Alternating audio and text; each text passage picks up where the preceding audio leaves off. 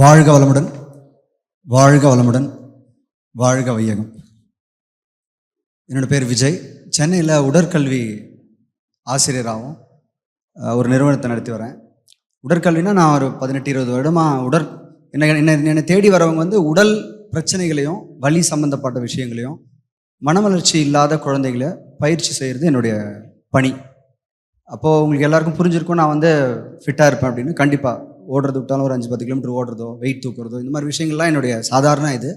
ஒரு 3000க்கும் மேற்பட்ட fitness கோச்சஸ்க்கு certificate கொடுத்துட்ருக்கேன் சென்னையில்.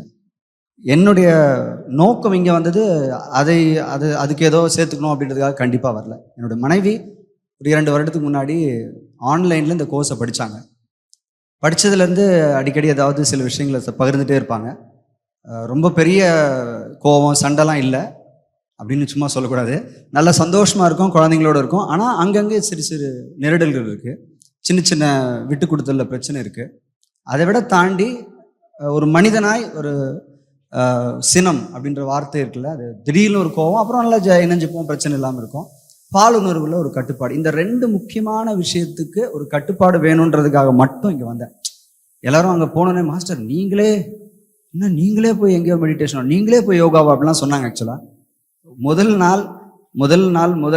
அமர்விலேயே அடி பலார்னு அடிச்சா மாதிரி, அது அந்த வார்த்தை தான் பயன்படுத்தணும், தலைமையில நறுக்குன்னு கொட்டணும்னு சொல்லுவாங்க. அந்த மாதிரி ஒரு சில கண்ணிலேருந்து எத்தனையோ தடவை அழுதுட்டேன். ஆக்சுவலாக நடுவில் உட்காந்துட்டு இந்த வார்த்தை நான் கண்ணை மூடி, இப்போ நான் அவர்கிட்ட கேட்டேன், என்ன ஐயா சொல்லணும், அதாவது நீங்கள் சொல்லுங்க அப்படின்னு கண்ணை மூடி அவர் சொன்னார். என்கிட்ட சொன்ன வார்த்தை ரொம்ப எளிமையான வார்த்தை, ரீபர்த் அப்படின்ற ஒரு வார்த்தையை எனக்கு சொல்ல சொன்னார். இட் இஸ் ரீபர்த் அப்படின்ற வார்த்தையை பயன்படுத்தணும்னு சொல்லியிருந்தாரு. கான்ஷியஸ் ரீபர்த் அப்படின்னு சொன்னார்.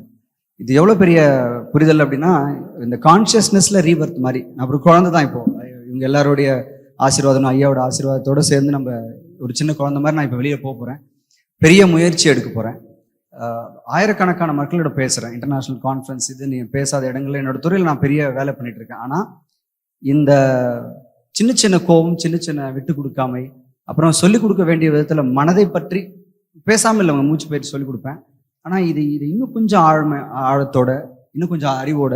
ஏன்னா அவங்க சொல்லும்போது, இந்த கான்ஷியஸ்னஸ்ன்ற வார்த்தையை சொல்லும்போது, பிட்யூட்டரினா இது எல்லாத்தையும் படிச்சு தான் இருக்கும், ஆனால் அதில் ஏற்படும் மாற்றங்களை பற்றி, நம்ம கெமிக்கல் சேஞ்சஸை பற்றி சொல்கிறாங்க இல்லைங்களா. இந்த காலத்து குழந்தைங்களுக்கு இந்த சயின்ஸை சொன்னீங்கன்னா கண்டிப்பாக புரிஞ்சுக்கிறாங்க. பெரிய மாற்றம் இருக்குது. ஆக்சுவலாக நான் கம்ப்ளீட்லி ப்ளோன் ஆஃப்னு சொல்லுவாங்க சொல்லும்போது, அடிச்சு ஒரு புயல் மாதிரி இது. ஆக்சுவலாக இந்த 5 நாள் எனக்கு புயல் மாதிரி இருக்கு. இது எல்லா இளைய தலைமையில் 40 வயசு ஆகிட்டுங்க. நான் இளைஞன் தான், கவலையே கிடையாது எனக்கு. ஏன்னா நிறைய பேர் 50-60 வயசுலலாம் இளைஞர்கள் சொல்லிக்கிறாங்க. கண்டிப்பாக இது எல்லாருக்கும், எல்லா குழந்தைங்களுக்கும் நம்ம எல்லாரும் பேசி பேசி சொல்லி, எங்கே வாய்ப்பு கிடைச்சாலும் நல்ல இன்முகத்தோடு சிரித்து, இப்போ நம்ம அந்த எடுத்த எக்ஸ்பீரியன்ஸை, அந்த உணர்வை, ஐயாவோட புரிதல், அந்த ஞான தீட்சைன்னு ஒன்று கொடுத்தாங்க பாருங்களேன் ஐயா. அதாவது லைஃப் டைமில் அந்த மாதிரி ஒரு பவரை ஐயாவோட கண்ணிலேருந்து நான் இப்போ கண்ணை மூடி எடுத்து கண்ணை மூட உடனே ஐயா பளிச்சுன்னு நிற்கிறார். அப்படியே அந்த தேஜஸ்ன்னு சொன்ன வார்த்தையெல்லாம் சத்தியம். அது இப்போ இங்கிருந்து அந்த குழந்தைத்தனமாக எடுத்துகிட்டு போக முயற்சி பண்ணுறோம். இது எப்படியெல்லாம் நம்ம பயன்படுத்த போகிறோம், அன்றாடம் பண்ணிட்டு ஐயா நம்மளை பார்த்துட்டு இருக்காரு, சொல்ல போகிறாரு, இல்லை நம்மளை வழிநடத்துறாருன்ற ஒரு அந்த உணர்வோடு நம்ம எல்லாரும் பண்ணால் போதும். ஏன்னா பிகாஸ் நம்ம என் ஒய்ஃபோ என்ன போய் என்னப்பா பண்ணியா, காலையில் பண்ணியா, உடற்பயிற்சி பண்ணியா கேட்கவே முடியாது. ஆனால் உடற்பயிற்சி எக்கச்சக்கமாக பண்ணிட்டு தான் இருக்கேன். எல்லாரும் என்ன, ஆயிரக்கணக்கான மக்கள் என்னை ஃபாலோ பண்ணுறாங்க. ஆனால் ஐயா என்னை பார்க்குறாரு, ஐயா என்னை கேட்க போகிறாருன்னு அந்த தவம், கண்ணை மூடி உட்காந்து 20 நிமிடம் ஐயா பயிற்சி செய்யும்போது இஷ்டாசனம் அப்படின்னு சொல்கிறார். நான் வஜ்ராசனம்லாம் ஃபோட்டோலாம் நிறைய என்கிட்ட எடுத்து காண்டுவாங்க. சார் சூப்பராக இருக்கு சார் வஜ்ராசனம் சொல்லி எத்தனை பேர் என்னை வாழ்த்திருக்காங்க. 20 நிமிடம் அந்த தவத்தில் அங்கே உட்காரும்போது இந்த பேராஸ்பைனல் மசில்ஸ்ன்னு பின்னாடி சொல்லுவேன். நான் இன்னைக்கு தான் பேராஸ்பைனல் மசில்ஸ் நான் எத்தனை தடவை எவ்வளோ வருஷமாக நான் ஏமாத்திருக்கேன் அப்படின்னு எனக்கு உணர்ந்தேன். அதை தாண்டி இந்த கான்ஷியஸ்னஸை பற்றி பேசும்போது இது கம்ப்ளீட்டாக வேறு divine feeling, blessed feeling. I wish நம்ம எல்லாரும், நானும் உட்பட, இது எல்லா மக்களுக்கும் உலக நன்மைக்காக மட்டும் இல்லைனாலும், இனிஷியலாக முதல்ல அந்த செல்ஃபிஷ்னஸில் தான் ஸ்டார்ட் பண்ணுது. செல்ஃபை நம்ம எல்லாரும் அதை உணர முயற்சி பண்ணுவோம். நம்ம எல்லாரும் இந்த வாழ்க்கையை மேம்படுறதுக்காக நான் சொல்லும்போது வலி இல்லாமல் வாழணும், நோய் இல்லாமல் வாழணும், யாரும் தொந்தரவு பண்ணாமன்ற வார்த்தை நான் பயன்படுத்துவேன்.